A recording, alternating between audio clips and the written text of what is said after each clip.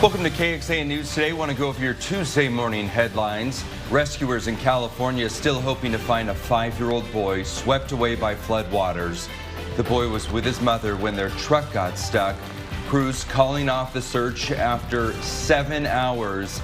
At that point, the water levels got just too dangerous. The White House is acknowledging a small number of documents marked classified were found in a locked closet in an office space at the Penn Biden Center. That's in Washington, D.C. The space was used by Joe Biden after vice presidency, but before he was elected president. The papers were discovered the day before the midterm election and were turned over to the Department of Justice. Texas Attorney General Ken Paxton is supporting the federal communications proposal. This would prevent illegal spam texts. The FCC proposing a rule to require mobile wireless providers block illegal text messages at the network level. That's if they appear to be from an invalid or unused number. And lawmakers are back to work at the Texas Capitol this morning. The state's next legislative session is beginning today. Good morning, I'm Tom Miller. Good morning, I'm Sally Hernandez. I want to give you a live look right now at the state capitol that you can see right there in the center of your screen. Lawmakers are going to meet there for a swearing-in ceremony. It's for the members of the House, and that's going to start at noon. And some of the key issues the Republican-controlled legislature will be focused on include property tax relief, improving the power grid, school choice, and parental rights. School security also on the list, and cracking down on fentanyl. Lawmakers are going to have a record $33 billion budget surplus going into the next session. The state's top accountant announcing Texas is projected to have more money than ever before. However, Comptroller Glenn Hager is urging lawmakers be more prudent when it comes to surplus spending and think long term. They can take some of those dollars and put it to the side for investment infrastructure, investing in infrastructure, say, for example, whether it's broadband or roads or water. So there's some creative opportunities that they can make very openly, transparently. We're setting this aside per se. We're not spending it today, but we're setting it aside to make sure that future generations continue to have the economic opportunities that we're having here in Texas today. Hagar also says he expects lawmakers to prioritize property tax cuts. In his campaign, Governor Greg Abbott promised to spend up to half the budget surplus on that. First warning weather with meteorologist Kristen Curry.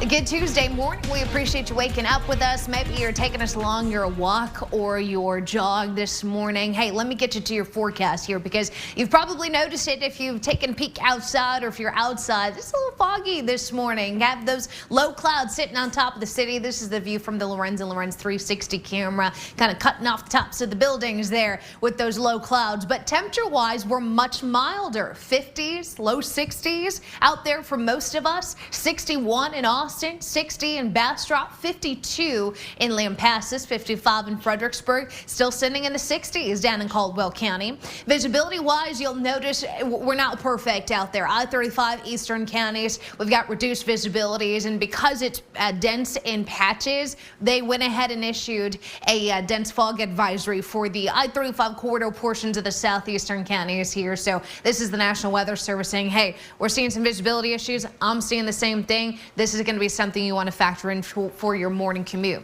That being said, bus stop forecast, parents getting the kids ready for school. Probably a light coat if they need it this morning. Certainly not needing it this afternoon. We are on our way to 82 degrees. Yes, it's still January and we're talking 80s. But how long do these nice spring-like temperatures last? I'll have that answer for you coming up in your first morning forecast. We know you will, Kristen. Thank you so much for that.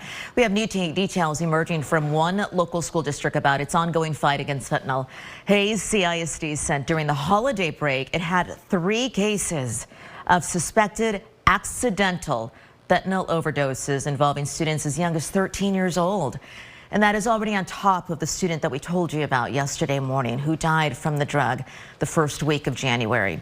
The development comes as Georgetown ISD held an information session about the rise in drug overdoses, and this was just last night. The district brought in an expert to help parents and students understand the dangers of this drug. The parents say the discussion is helping them communicate better with their kids. It's really difficult as a parent to be able to speak to something that we don't have all the details about. And so for them to bring a professional out to really kind of break the science down and how it affects their brain was really valuable. Now I can have feels like a better conversation with my daughter. Williamson County has seen an 8% increase in the number of opioid overdoses since 2021. Texas is near the top of a new study again, but this one is not for the right reasons. No, the new data shows it ranks second in the country when it comes to small businesses failing to pay rent, especially restaurants. It's from the Texas Restaurant Association. It says rent may be especially hard to meet for Austin restaurants. That's because retail rent here has increased by more than 8%. It's more than other major metros in Texas like Dallas, Fort Worth, and Houston, and on top of other rising costs like labor and supplies. We're in a hole in terms of construction and commercial real estate availability. So that once again is driving costs up. And then trying to keep up with all the rising cost of everything. So it's just, the pivot is real. The Restaurant Association says it is hoping some relief is in sight. The group's going to talk to lawmakers about property tax relief for small businesses using some of the state's budget surplus. It also hopes to work with Austin's new mayor, Kirk Watson, on how to save some of the city's historic small businesses. We all know restaurants have faced a tough time for several years. Texas Restaurant Association saying about 9,000 restaurants closed during the pandemic. That is 1 in every 5. A new report found 54 shut down in just downtown Austin between February 2020 and August 2022. But that same Downtown Austin Alliance report shows other businesses filled those spaces. Showed there were about the same number of downtown restaurants this fall as there were when the pandemic started. We are kicking off our superintendent series this week. What constant problem Lake Travis ISD says it's been facing. College football season came to an end last night, no doubt who the best team is, and we'll hear from Longhorn players for the first time since the firing of head coach Chris Beard. All that's coming up. There's some breaking news we want to tell you about. Austin police are currently blocking off an area in North Austin, and this is a live look out at what looks like a neighborhood at South Meadows Drive. For some context, this is just south of Breaker Lane. But you can see police are still on the scene. It's a very active situation that our photographer is showing us this morning. Right now, we are still waiting for details from the Austin Police Department to let us know exactly what's happening as APD once again is investigating some kind of activity in North Austin. This is KXAN Sports, brought to you by Thomas J. Henry. Good morning to you. College football season came to an end last night in LA, and it was more of a coronation than a game. TCU and Georgia. TCU, the first Big 12 team to play for a national title in the playoff format. They cut it to a 10-7 game, and then it was all Georgia. All Georgia. 38 in the first half, 55 unanswered, 65 in the game. 65-7. Georgia cements their spot in history as they go back-to-back with one of the most convincing wins in any championship in any sport. So we'll start it all up again in the first week of September. College basketball, well, the Longhorns are back home this week for a couple of games. Texas now ranked 10th in the AP poll. Not heard from the players since the firing of Chris Beard. You can imagine tough on all of them, especially the young guys. And Rodney Terry, now the acting head coach for the rest of the year, said he has talked to Beard, didn't talk to him until after the decision to fire him was final, says Beard cares about the program, but says that's where it has to stop right now. Myself, our coaching staff, we're going to have to coach this team. And we've been coaching this team from the time that everything happened. So, whether I talk to Chris and have a conversation to him about our game or maybe a different game, it has no bearing on who's coaching the team. I'm coaching the team right now. I have the direction of the team. I have a great staff behind me. And I have a team that I feel like that's bought into trying to achieve all the goals that we set out to this season. It was upsetting for the young guys being 17, 18, 19-year-olds that chose the University of Texas to come play for Coach Beard. Was an extremely difficult situation for them, and them asking the older guys how to handle it. We had to reiterate, you can control what you can control. You go in, you have your best day of practice. We are there for them. The coaches are there for them, and just put good days on top of good days to help move through this. Yeah, they hope to have a good day tomorrow against one of the best. TCU comes in ranked 17th in the nation. UT women in action tonight at Moody Center. They take on Kansas. Back to you. Still ahead, how you can help out at this year's South by Southwest Festival. Even score some free entry to shows. Video of a self-driving car caught veering into a bike lane. Now, the company's response after a bicyclist questions the safety of that. Good morning, everyone. Happy Tuesday, January the 10th. First day back to school for Austin ISD. Kiddos, teachers, and staff all waking up early later on today. We're going to talk about your weather coming up in just the next few minutes. But when it comes to school, you know, this week we are kicking off our superintendent series on KXAN News Today. And we're beginning with Lake Travis ISD, where a problem that's plagued the district all year long remains. I was able to talk with the superintendent, Paul Norton, about hiring more bus drivers. But we started our conversation with safety. So much of the focus going into this school year was on school safety after what happened in Uvalde, and all the districts were inspected by the state. How did Lake Travis do, and what have you been doing on school safety? Sure. Since the incident happened in Uvalde last May, it's been a huge point of emphasis for just about every school district, school safety, and no different here in Lake Travis. School safety has been very important for many years, and so we have looked at our safety plan. We've been very fortunate. We have our own police department that allows us to implement some things and do some things that other districts may not be able to implement quite as quickly. We have had safety audits from the state of Texas. We scored great. No deficiencies, no issues at all. Staffing is a big issue for a lot of school districts. And I looked this morning, there's 117 openings in your district.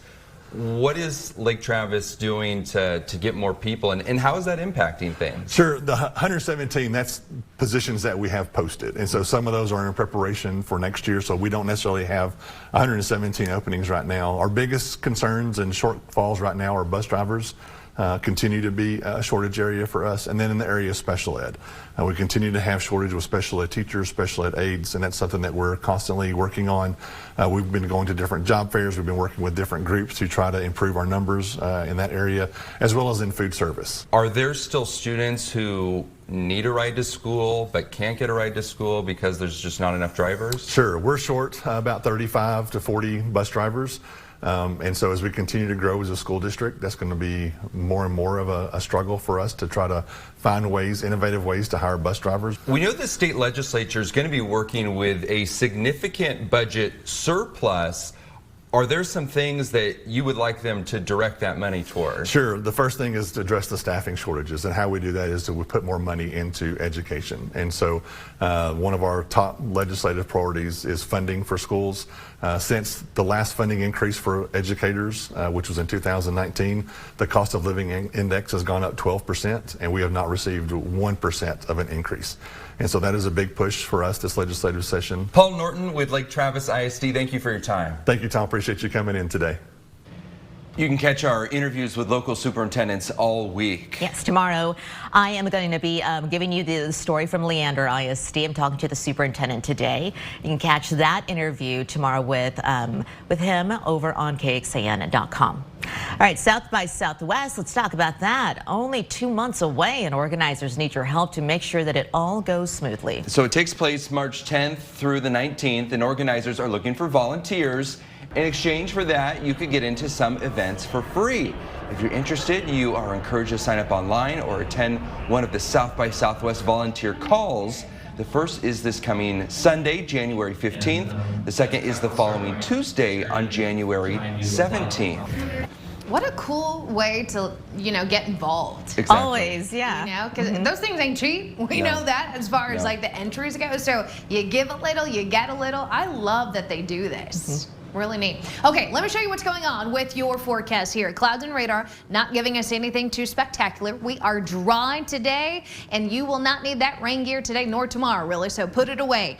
Live look outside. Whittlesey Landscape Supplies weather camera there in Round Rock. You'll notice it's a little gray up top. We've got some low clouds kind of just hovering above us. 60 degrees this morning. Those clouds kind of help trap some of the heat that we accumulated yesterday. So our temperatures are much warmer. We're seeing widespread upper 50s 50s to low 60s along and east of I-35, a mix of those 40s and 50s out in the hill country. But every one of us warmer, anywhere from 5 to 20 degrees warmer, and we're going to continue this warming trend this afternoon. We'll be a good 10 degrees warmer than what we felt yesterday. The one little hurdle we've got to get past is this fog. The visibility is right now down to just a few miles in some spots. Like we talked about earlier, dense fog advisory in place for our south and southeast counties until 10 a.m. But once we hit lunchtime, it's only up from there. Temperatures in the 70s, climbing to the low 80s underneath that mainly sunny sky. The fog is only a morning event. It will not be here all day. We can see that on our clouds and radar. You'll notice it disappears by lunch, and then it's just smooth sailing for the rest of the afternoon and early evening. A little more cloud cover arrives overnight into tomorrow morning.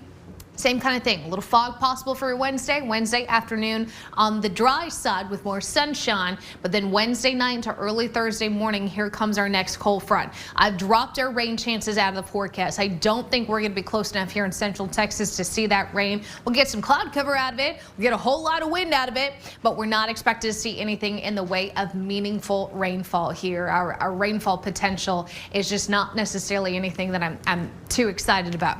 Computer froze up on me. So let me try and get back to your 7-day forecast, because as far as what's going on with the numbers here, we are going to be unseasonably warm in the 80s, and then we're going to continue with those 80s. I promise you there's 80s. We're going to show you that 7-day forecast here in just a few minutes. Okay, Kristen, thank you so much for that. It's still unclear this morning whether the parents of a 6-year-old who shot his teacher will be charged. Last night, a vigil was held in Newport News, Virginia, for Abigail Zwiener, who was shot by her student on Friday. Police revealed the boy pulled out his mother's handgun and intentionally shot the 25-year-old while she was teaching class. They say even though she was shot, she immediately protected her students and ushered them out of the room. Mrs. Warner was the last person to leave that class. She made a right turn and started down the hallway, and then she stopped. And she turned around. She turned around to make sure that every one of those students was safe. The 25-year-old teacher remains hospitalized but is in stable condition. Back here in Central Texas, even though Austin's population continues to grow, the city's black population is shrinking. It's a big problem. 15 years ago, the city implemented dozens of initiatives to improve the quality of life for black people. But what's happened with those efforts since then?